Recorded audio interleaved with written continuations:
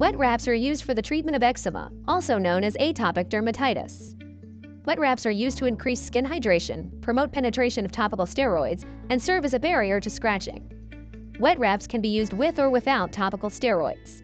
If you're only using a moisturizer under wet wraps, they can be used as often as needed for dry skin. If your provider instructs you to use a topical steroid under wet wraps, they should only be used for a few days at a time.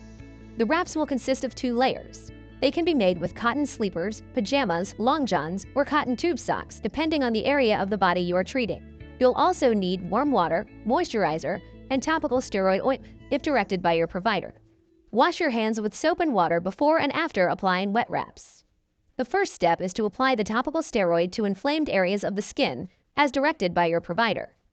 If your provider instructed you to use only a moisturizer, go on to the next step. Next, apply the moisturizer. You may want to use a plastic spoon to scoop out the moisturizer onto a clean paper towel in order to avoid contaminating the entire jar. Then, you will take your wrap and dunk it in lukewarm water and squeeze out the excess moisture. Apply a single wet layer. Then apply the dry layer over top the wet layer.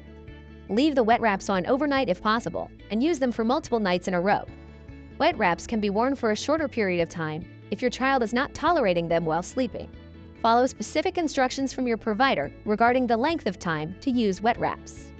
Wet wraps can be a lot of work, and children may be resistant to application. But after a few days, they can quickly reduce the severity of eczema.